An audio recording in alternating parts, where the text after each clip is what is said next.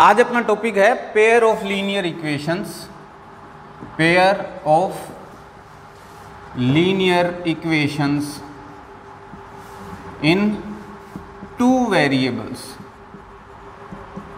M I right? यही है pair of linear equations in two variables. तो पहले तो ये जो चैप्टर का नाम है ना, इसको समझते हैं क्या कहना चाह रहा है। पेयर मीन्स,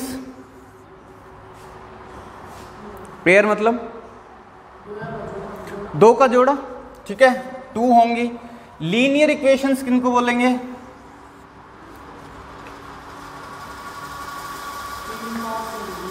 लीनियर इक्वेशन किनको बोलेंगे? पॉलिनोमियल्स बताए थे मैंने, देखो क्वाड्रेटिक, लीनियर, क्यूबिक। तो लीनियर कौन सा होगा? फर्स्ट वाला, मतलब x की पावर 1 हो। तुम क्या बता रहे हो? x की पावर 3 हो।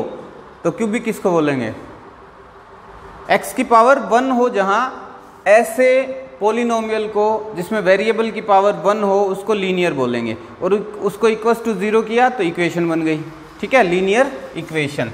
सो लीनियर इक्वेशन क्या होगी? जहां वेरिएबल की पावर आपकी 1 होगी, जैसे x + 3, तो ये एक लीनियर पॉलिनोमियल हो गया, और इक्वल्स टू 0 पुट किया तो ये लीनियर इक्वेशन, ठीक है। सो दो linear equations in two variables, variables भी 2 हैं।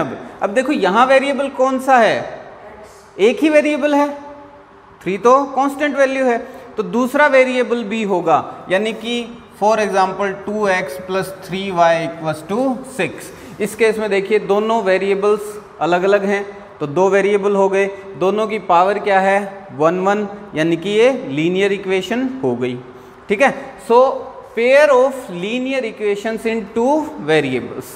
तो इस चैप्टर में हम पढ़ेंगे ऐसे लीनियर इक्वेशंस जो कि दो वेरिएबल में है, और दो लीनियर इक्वेशन हमें एक साथ मिलेंगी, दो लीनियर इक्वेशंस, ठीक है। समझ आती है बात? अब ये लीनियर इक्वेशंस आती कैसे हैं? तो ये जनरल लाइफ सिचुएशन से अराइज होती हैं। देखिए एक कंडीशन मैं आपके साथ डिस्कस करता हूँ। सपोज आप दोनों और आप दो जने, अंकुश और पुनीत, बाजार जाते हो, ठीक है, और लेने जाते हो बुक्स और कॉपीज, ठीक है।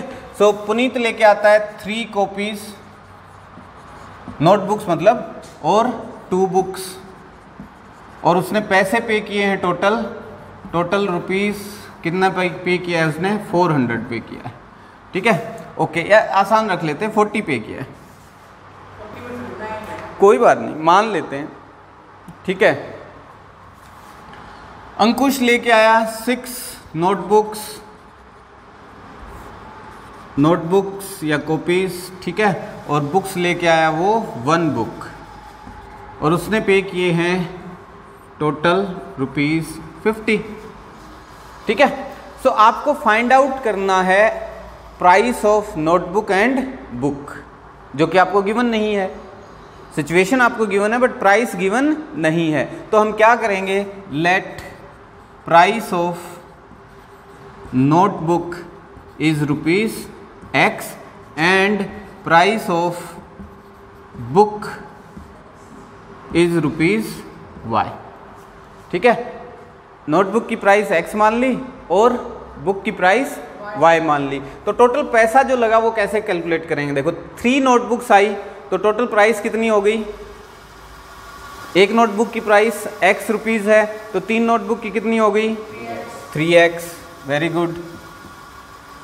प्लस में एक बुक की प्राइस y है, तो 2 बुक्स की 2 × y, और इक्वल्स टू टोटल पैसा कितना पे किया गया?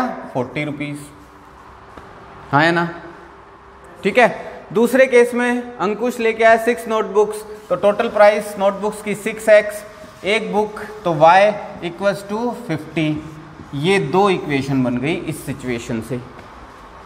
एक सिंपल रियल लाइफ सिचुएशन है और उससे 2 इक्वेशंस बन गई। अब देखो ये दोनों इक्वेशंस कैसी हैं? पेयर है, 2 इक्वेशंस हैं।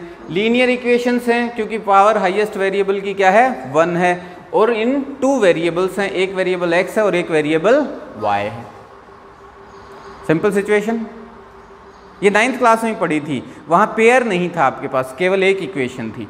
यहाँ अब क्या मिलेंगे आपको, 2 इक्वेशंस मिलेंगी। ठीक है, सो रियल लाइफ सिचुएशन से ये प्रॉब्लम्स अराइज होती हैं, ये इक्वेशंस अराइज होती हैं। और आपको वर्ड प्रॉब्लम्स भी मिलेंगी इसमें डायरेक्ट ऐसे इक्वेशन देने की बजाय आपको वर्ड्स में बताया जाएगा कि ये सिचुएशन है, पहले तो इक्वेशन बनाइए फिर उसको सोल्व कीजिए, ऐसी सिचुएशन भी आपको मिलेगी। ठीक है, अब इसको सोल्व कैसे कर सकते हैं आप, सबसे पहला मेथड हम यूज़ करेंगे ग्राफिकल यानी इसका ग्राफ प्लॉट करेंगे। तो इसका ग्राफ कैसा आएगा, 9th क्लास में आपने किया भी है, कुछ याद है तो बताइए। एक इक्वेशन का ग्राफ कैसा आएगा, मान लीजिए यही एक इक्वेशन है 3x + 2y = 40, तो इसका ग्राफ कैसा बनेगा, अगर ग्राफ बनाता हूँ तो स्क्वायर बनेगा, रेक्टेंगल बनेगा, ट्राइंगल होगा, लाइन होगी, एंगल होगा, क्या बनेगा, बोलो बोलो जोर से, एंगल बनेगा, एंगल बनेगा, इस टाइप से कोई 30 डिग्री 40 डिग्री ऐसे एंगल बनेगा, 90 डिग्री पे एंगल बनेगा, तो 90 डिग्री एंगल बनेगा, ऐसा बोल रहे हो, पक्का? हाँ भाई, नो आइडिया। लाइन बनेगी, एंगल नहीं बनेगा, लाइन बनेगी। ठीक है, देखिए कैसे बनती है। ये लीनियर क्यों बोल रहा हूं मैं इसको, इक्वेशन को लीनियर इसीलिए बोल रहा हूं, जब इसको प्लॉट करेंगे ना तो लाइन बनेगी, हैं? हाँ, एक्स एक्सेस पे एक ही बार कट करेगी, 0 एक ही होगा, पहली बात। वो तो सिर्फ सिंगल वेरिएबल हो ना, उसके केस की बात है। ठीक है, यहाँ 2 वेरिएबल हैं, पहली बात। कट ये भी एक एक्स एक्सेस पे एक ही बार करेगी। ओके, दूसरा ये लाइन बनेगी। ठीक है, लीनियर है क्योंकि पावर इसकी 1 है ना, तो लाइन बनेगी हमेशा। पावर 2 है तो वो एक पैराबोला बनेगा, पावर 3 है तो वो जिगजैग मोशन बन जाएगा। Okay, 3x + 2y = 40। पहले क्या फाइंड आउट करेंगे हम, x और y की डिफरेंट वैल्यूज फाइंड आउट करेंगे। ये x है और ये y है। ठीक है, x की वैल्यू रख दीजिए सबसे पहले 0, वैल्यू कुछ भी रख सकते हैं आप, दूसरी वैल्यू आ जाएगी। एक वेरिएबल की वैल्यू रखोगे, दूसरी वेरिएबल की वैल्यू आ जाएगी। x 0 होते ही 3x 0 हो गया, और y की वैल्यू क्या आई, y = 40 / 2 20 आ गया। ठीक है, एक बार 0 रख दीजिए किसको, y को, तो 2y 0 हो गया। x की वैल्यू क्या आ जाएगी, 40/3। 40/3 कितना होगा लगभग, 40/3 10 आ जाएगा, 13.33 कुछ आएगा। ठीक है, 13.33 वैल्यू आ जाएगी। अब देखिए 2 पॉइंट आ गए, अब आप लाइन ड्रॉ कर सकते हो। कैसे, ये मार्किंग कर देता हूँ मैं, आपको भी ऐसे ही बनाने हैं। ये x एक्सिस है और ये y एक्सिस है, ये ओरिजिन है। कोऑर्डिनेट सिस्टम कार्टेशियन प्लेन में ड्रॉ कर सकते हैं। ठीक है, हाँ नीचे ही बनेगा। ये नेगेटिव y एक्सिस और ये नेगेटिव x एक्सिस, ये इधर भी बनेगा। ये नेगेटिव x एक्सिस और ये नेगेटिव y एक्सिस। ठीक है, ये पॉजिटिव x एक्सिस, ये पॉजिटिव y एक्सिस। अब इस पे मार्किंग आप अपने हिसाब से दे सकते हो, जैसे 10, 20, 30, 40, 50, यहाँ भी 10, 20, 30, 40, 50 लाइक दैट। ओके, यहाँ x एक्सिस की वैल्यूज होंगी, यहाँ y एक्सिस की वैल्यूज होंगी। तो पहला कोऑर्डिनेट आपका है 0, 20, यानी x की वैल्यू है 0, x की वैल्यू 0 और y की वैल्यू 20, तो 20 यहाँ है, ये पॉइंट हो गया, एक पॉइंट आ गया।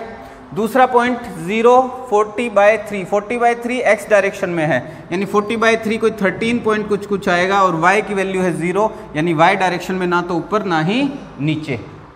y की वैल्यू 0 यानी x एक्सिस पे चल रहा हूँ, x की वैल्यू 0 यानी y एक्सिस पे चल रहा हूँ, क्योंकि इधर उधर होते ही x की वैल्यू आ जाएगी और ऊपर नीचे होते ही x एक्सिस से y की वैल्यू कुछ ना कुछ आ जाएगी। तो ये 2 पॉइंट मिल गए मेरे को, 0, 20 और ये 40/3, 0, और इन 2 पॉइंट्स को मिलाती हुई एक लाइन मैं बना दूंगा। ठीक है, लाइन बनी है बेटा, ये लाइन। ठीक है, ये एक्सेस अलग है, ये एक्सेस अलग है, सिर्फ ये जो इक्वेशन है उससे ये लाइन प्लॉट हुई है। ठीक है, अब उससे शेप उभर के क्या आ रही है वो डिफरेंट बात है। ओके, सो ये एक लाइन बन जाएगी। अब एक लाइन पे कितने पॉइंट्स होते हैं, इनफाइनाइट मैनी पॉइंट्स, यानी इस इक्वेशन के इनफाइनाइट मैनी सॉल्यूशंस हैं, एक इक्वेशन के इनफाइनाइट मैनी सॉल्यूशंस हैं। हर सॉल्यूशन इस लाइन पे लाए करेगा, या यूं कह सकते हैं कि इस लाइन पे लाए करने वाला हर पॉइंट इस इक्वेशन का क्या होगा, सॉल्यूशन होगा। ठीक है, अच्छा, तो ये दूसरी इक्वेशन क्या काम कर रही है? अब क्योंकि इसके इनफाइनाइट सॉल्यूशंस हो गए तो हम किस नतीजे पे पहुंचे, x की वैल्यू क्या, y की वैल्यू क्या, ये तो चेंज होती जा रही हैं, इसलिए दो इक्वेशन दी हैं। क्योंकि दो इक्वेशन है, दो वेरिएबल की एग्जैक्ट वैल्यू हम फाइंड आउट कर लेंगे। तो इस दूसरी लाइन को ही प्लॉट करेंगे। मान लो दूसरी लाइन प्लॉट की, मैं प्लॉट नहीं कर रहा और ये यहाँ पे कट करती हैं। ठीक है, तो ये जो भी पॉइंट आया x y, जो भी इसकी वैल्यू आई, मान लो हो सकता है इसकी वैल्यू आ जाए आपकी और 7 8। ठीक है, तो x की वैल्यू 7, y की वैल्यू 8, यानी नोटबुक आपकी 7 रुपये की और बुक आपकी 8 रुपये की। ये सॉल्यूशन हो गया इन दोनों इक्वेशंस को सेटिस्फाई करने वाला। ठीक है, तो ग्राफिकल सॉल्यूशन कैसे निकलेगा? दो इक्वेशन बनी, दोनों का ग्राफ आपने प्लॉट किया, जहां वो कट करती हैं वहां पे आपको सॉल्यूशन मिल जाएगा। ठीक है, गॉट इट। ड्रॉ कैसे करना है? पहले इक्वेशन बनाई, फिर पॉइंट्स कोऑर्डिनेट्स फाइंड आउट किए और उनको प्लॉट कर देना है। कर सकते हैं? कोई डाउट? किसकी? हाँ, 3x + 2y = 40। x की वैल्यू क्या होगी? मतलब आपने ये x की वैल्यू 7 और 8 माना ना? ये तो मैंने माना कि ये अगर कट करती हैं कोई ऐसे पॉइंट पे तो वो सॉल्यूशन हो जाएगा दोनों का।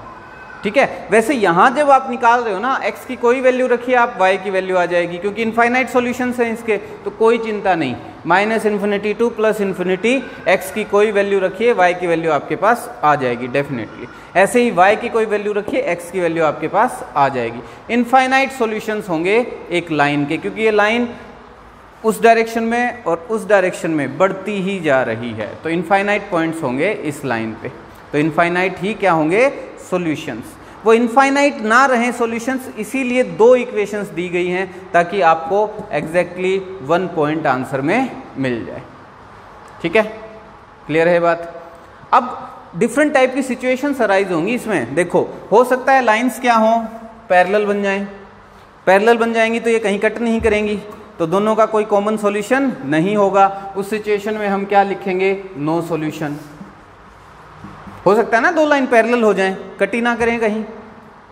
समझ आ रही है बात? ठीक है, एक सिचुएशन ये हो गई कि ये एक एग्जैक्टली एक पॉइंट पे कट करती हैं, उस केस में सॉल्यूशन होगा और यूनिक सॉल्यूशन होगा, क्योंकि दो लाइन एक पॉइंट से ज़्यादा कट नहीं कर सकती, वो एक ही पॉइंट पे कट कर सकती हैं।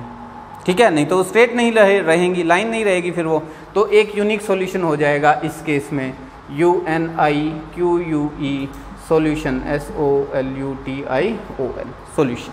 ठीक है, यूनिक सॉल्यूशन। एक तीसरा केस भी हो सकता है कि लाइंस कोइंसिडेंट हो, यानी एक के ऊपर एक हो, लाइंस एक के ऊपर एक लाए करती हो, कोइंसिडेंट हो। उस केस में क्या होगा? इनफाइनाइट सॉल्यूशंस हो जाएंगे दोनों लाइंस के लिए, क्योंकि दोनों सेम ही पॉइंट्स पे लाए करती हैं, तो एक लाइन पे पॉइंट्स कितने होते हैं? इनफाइनाइट। तो इनफाइनाइट सॉल्यूशंस हो जाएंगे ऐसी इक्वेशंस के जिसमें लाइंस ऐसी बनती हैं जो कि कोइंसिडेंट हैं। कोइंसिडेंट मतलब सेम एक दूसरे पे लाए करने वाली लाइंस।